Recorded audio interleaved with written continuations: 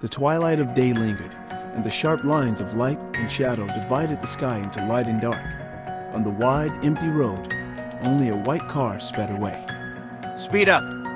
Looking out of the window at the Loveland TV tower soaring in the distance, Eli's bad feeling was getting worse. Once again, he asked the special task force driver to speed up.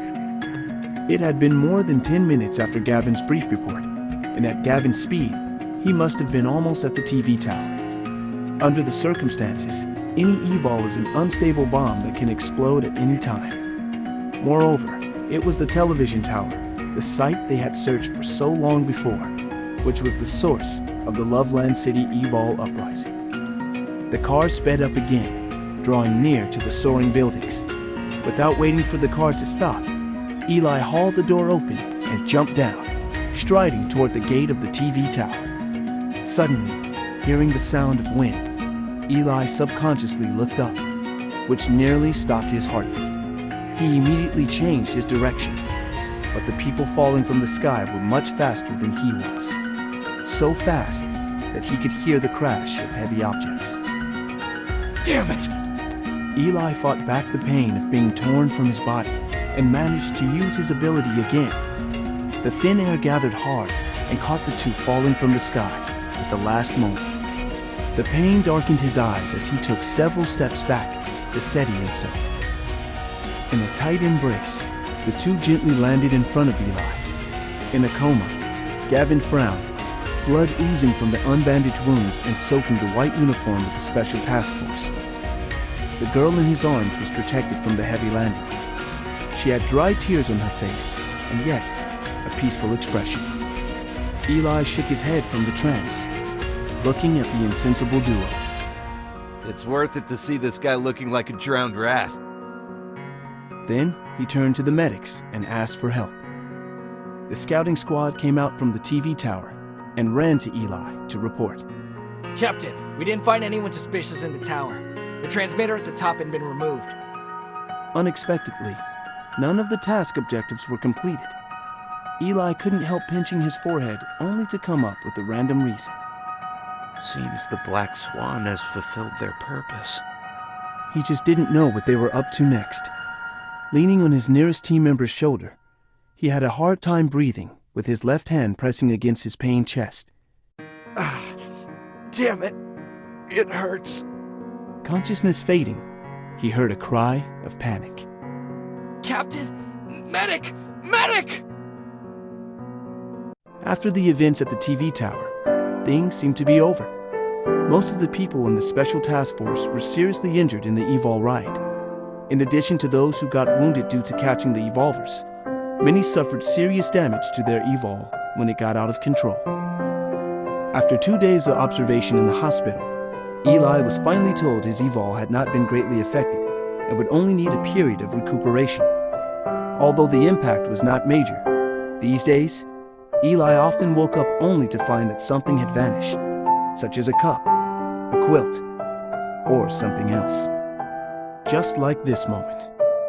Eli opened his eyes, yawned, and turned to see that Gavin had disappeared from the bed next to him. Oh no. He held his forehead, wondering if it was him that unconsciously teleported Gavin elsewhere in his sleep. Then the door opened. Gavin strode in, dressed in casual clothes, looking different from the man who had been badly injured and unable to move the day before. He walked over to the bed and quickly collected his personal belongings.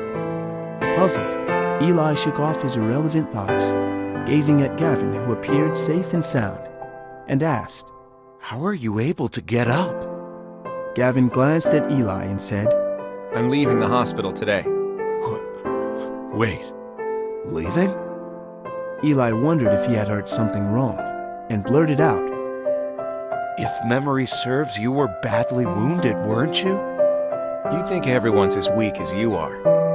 Gavin raised his eyebrow. Eli was sure he was mocking him. With great effort, he sat up, pulled his scattered hair behind him, and replied in a dissatisfied tone. I'm weak? Your fast recovery is abnormal. Gavin paid no attention to him. He walked to the door and was about to leave. Eli asked, Leaving so soon? What about that girl? with his hand on the door. Gavin answered without looking back. She's also being discharged from the hospital today. I'll be taking her home. See you later. Gavin dropped the last word as the door slammed behind him. Eli, with a dull ache in his body, silently wondered, Am I really that weak? except for the occasional checkup, Gavin had been missing since he left the hospital. He seemed to be very nervous about the girl. No wonder. It happened to whoever experienced the event after all. The investigation into Black Swan had also ended.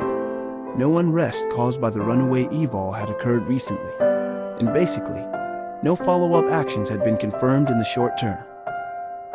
Eli was relieved because nearly half of the Special Task Force was almost paralyzed. His treatment is now in the follow-up rehabilitation phase. He occasionally complained that he recovered so much slower than in the past. Then again, he didn't mind the thought of early retirement. After receiving his checkup, Eli walked out slowly, only to bump into someone he hadn't seen for days in the corridor. Ah, a rare visitor.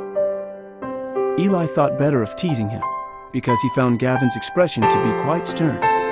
He stopped and asked in confusion, What's up? What happened to the girl? Shaking his head, Gavin paused for a moment, raised his sad eyes to him, and asked in a deep voice, Do you remember Lytton? Lytton? After pinching his chin for a while, Eli recalled the man who had left many years ago. He was Gavin's captain for a short time, and they had seemed to have a good relationship. But what happened? Why are you mentioning him out of the blue? Eli's eyes seemed to sweep across Gavin's expression carelessly, but failed to capture anything special. Gavin dropped his eyes. He's back. Gavin immediately departed, leaving Eli confused. He said to himself, What does that even mean? from Eli's report, a few years ago, Lytton was dismissed from the Special Task Force for disobeying orders. After that, he seemed to disappear, and it was believed that he went back to his hometown to get married. Does that mean he's back in the city? Or... Eli rubbed his knuckles gently and began to feel the bite of his long-gone addiction. The long life of an old cadre had dulled his senses and taste. Eli stretched lazily, hearing his bones pop like a rusty machine. Today was his 5th visit to the commander's office. The commander finally gave him permission to return to work and put him on a backup mission in the field. I knew they were useless without me. Eli shook his head as he left, a tune on his lips. The corridors were quiet, as if the Special Task Force were no longer functioning due to its serious injuries. There was something lurking in the silence. He glanced at the surveillance cameras around the corner and headed in the opposite direction when stepping into the unmonitored area.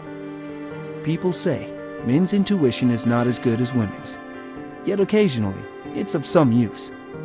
Eli skillfully entered the Special Task Force confidential database. Lines of dusty messages appeared before his eyes. His relaxed expression became stern. Too bad. He touched his chin and sighed. Then he sent a message to Gavin, but received no reply. Late at night, Eli stood smoking in the shadow by the window. There was the sound of a slight step in the silent corridor. Looking back, Gavin was there. He was holding in his hand a familiar black box, which Eli knew at a glance. He spat out a puff of white smoke and asked, Is that Lytton's file? You already know? Gavin nodded. Eli lowered his voice. Do you know what you're doing? There was no answer from Gavin. The two men quietly confronted each other. After a long silence, Gavin spoke in a hoarse voice. What is justice to you? Stunned, Eli didn't expect such a question. He searched Gavin's face. The shadow and darkness were so deep in Gavin's eyes, as if all the resolution and light from the past were gone. He couldn't understand what kind of change had occurred. Eli pondered for a moment, snuffed out his cigarette, and then replied, I won't stand in your way. He waved to Gavin, who was a little surprised, and walked to the archives, leaving a casual remark. Leave the mop up to me, just as before. When approaching the corner, Eli looked back and saw Gavin standing straight. Yet he could feel Gavin's soul trembling painfully and wavering between uncertainty and remorse. He knew his way through the confidential archives, clearing away the evidence Gavin had left, and repeated Gavin's words in a low voice. What is justice? Before setting out for his mission, Eli contacted Gavin. On the phone, Gavin seemed to have anticipated what would happen. He finally entrusted Eli with the protection of the girl in the dark. Although Eli had a bad feeling about this kind of entrustment at a critical juncture, he promised anyway. After hanging up the phone, Eli looked up at the overcast sky. The smell in the air forecast a storm coming. The backup mission did not go smoothly, despite no mistakes being made in the end. After a series of twists and turns, the matter was resolved several days prior. Having arranged the follow-up tasks, Eli went back alone to Loveland City in advance. He did not expect to find a wanted poster for Gavin upon his return to the Special Task Force. What's going on here? He read through the contents of the internal wanted poster and thought it was ridiculous. Special Task Force Agent B7 disrupted the Special Action Squad's task execution and intended to mutiny. Gavin did this? Despite the obstruction of his teammates, Eli broke into the commander's office. The man sat behind the desk, meticulous in his hair and clothes. He put down his pen and looked up at Eli, asking indifferently, Eli, any report? Why is Gavin a wanted man? Eli's hands fell heavily on the desk in front of Leto, causing a loud sound. All of his usual ease was gone, and he could hardly constrain his anger. According to my inquiry, the Special Action Squad's mission did not go through the task execution process required by the Special Task Force. So, Commander, it's your responsibility to explain. What exactly was this squad doing? You've crossed the line.